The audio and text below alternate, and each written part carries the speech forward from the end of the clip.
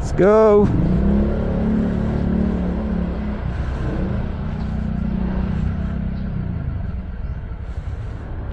Lignon Hills muna kami mga katropa, from our transient house.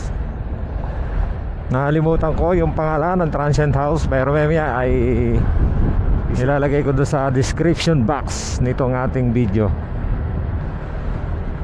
So maganda yung aming transient house na nakuha, kaya lang ay sobrang layo talaga from our hometown, Los Baños, Laguna. Kaya labas muna tayo ng subdivision bago tayo mag vlog. Nga pala, yung papunta dito talagang vlog talaga. Yung ating motor munti ka ng masira.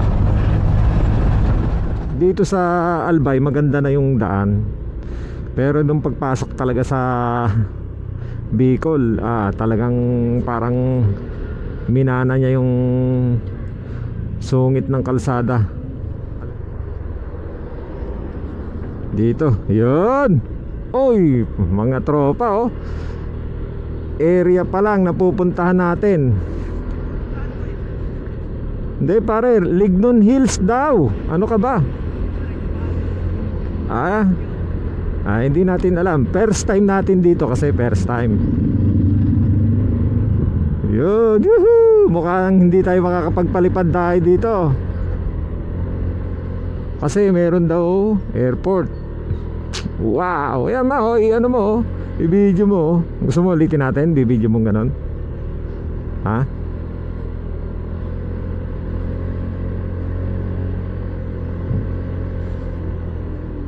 Ha? Mapupuno. Okay. So, saan yun? Ay, may sarado. Tanong natin. Maglalakad po. Hindi bale, 3 minutes lang naman eh. Saan kaya tayo pwede mag-park?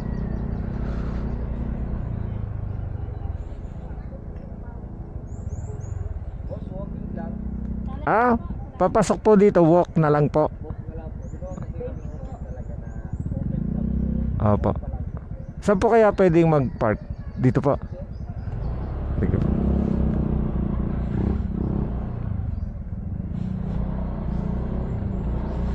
So mga tropa, walk na lang pala pagdating dito.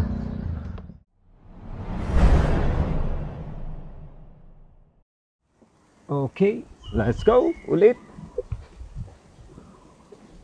So from here, kailangan maglakad papunta doon sa hills. Ang ganda dito mga katropa, oh. Puro kami vlogger. Vlogger yung si Dora, vlogger ako, at vlogger din si Paring Romar. Let us enjoy.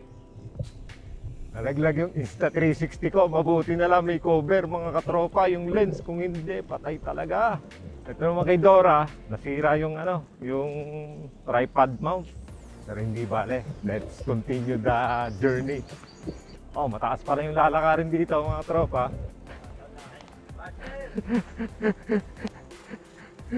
Kahit may aberya, tuloy pa rin, tinutuyo yung motor niya. Sa akin naman mga tropa, nalaglag yung Insta360. So mabuti na lang at merong cover. And then yung kay Dora, nasira naman yung tripod mount. Mabuti na lang, may dala pa akong extra. Kaya pala. Siguro kaya bawal yung motor dito at saka kotse. Very gradient yung very mataas. Matarik yung lugar. Tingnan niya sobrang tarik yan. Tapos kurbada pa. Kulang pa lang isang araw dito na pamamasyal mga tropa. Kala ko kaya namin ng isang araw.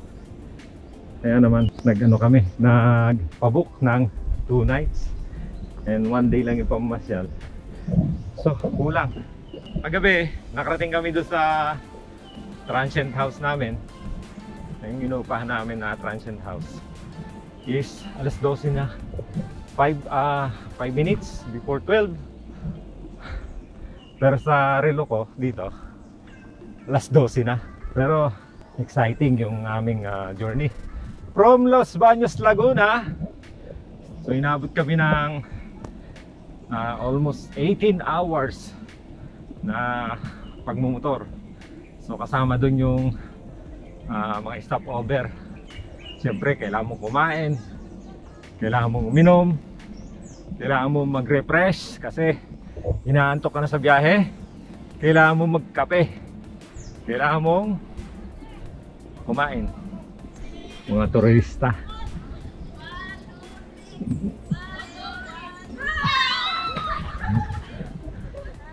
Shoutout po sa dulo po.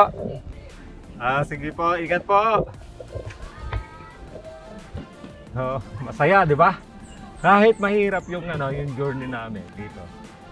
Masaya kasi may mga ganun tao na makakasalubong ka kahit di mo kilala. Mga nakangiti sila kahit hirap. Dito sa pag-akyat, kita nyo. Ayan, matarik talaga yan. Tapos isa pang dahilan siguro kung bakit dito na pinapadaan dito yung mga motor. Kung makikita nyo yan, puro lumot yung kalsada. Oh. Napagod yung aming taga-selfie. Oh. Tingnan mo naman.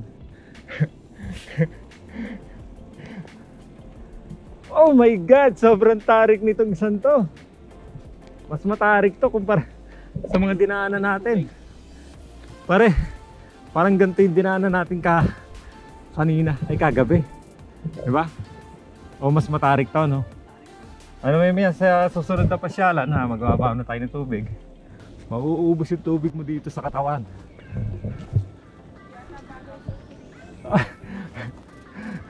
Hindi daw bagay ang suot niya doon.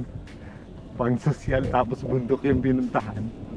Sarap dito, parang bumabalik sa pagkabata. Kasi nung kabataan namin, ang ginagala namin ay yung forestry sa UPLB. Tapos ngayon, forest pa rin yung ginagalaan namin. Ayan ang pasimuno sa paggala ng forest. Pwede ba kang pahinga? Hindi tayo narinig Dora. Gumagawa ng story. Ito mo. Matatawa kayo dyan. Sa tagal ng biyahe namin, yung buhok niya nagdikit-dikit siya. Para ng bruha. Ang bilis ni Dora maglakad. Mataas pa pala. Siguro doon pa kami sa taas. Doon. Oy, mas matarik tong isang to. Yung dinaanan natin kanina, ayun, yung dinaanan natin doon, matarik. Pero itong isang ito, mas matarik ng kaunti. Mga 10% ang itinarik nito. Mukhang malayo pa yung natin pupuntahan. Malayo pa po.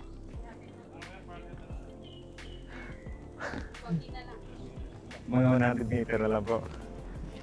Sobrang ganda, bumbu siya. Kita mo?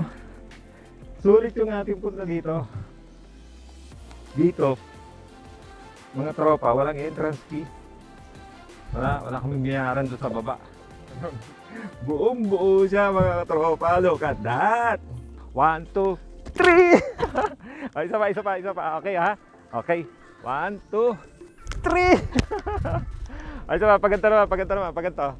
Tapos, gaganto tayo ha. Ganon ha. Pero huwag tayong didikit ha. Okay ha. 1, 2.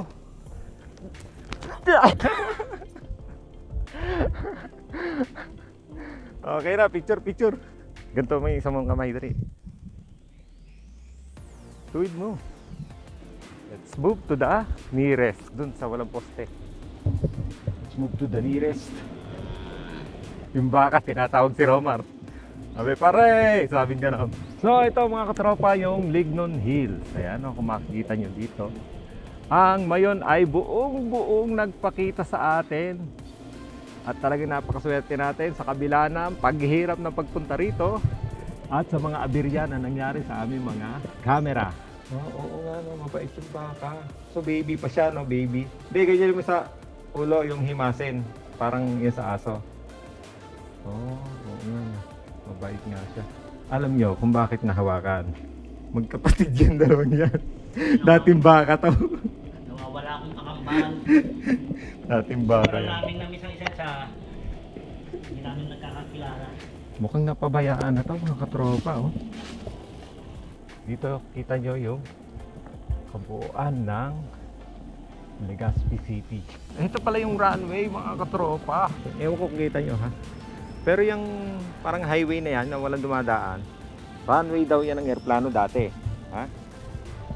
Yan daw ay close na, parang inilipat yung mga yung airport na yan doon sa kabila daw.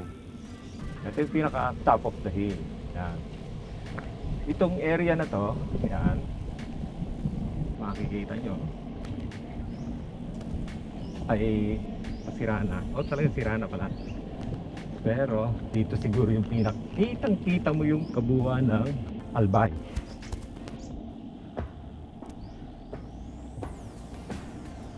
Yun, no? Uy, sira-sira na mga tropa ha. Ayan, makikita nyo. Okay, sira-sira. So ito yung likod. Ito yung likod. Ayan, o. Kung nandito kayo, hindi pala kita kasi gawa nito. So baba na tayo. Hindi pala kita yung 360 view ng doon ng Albay.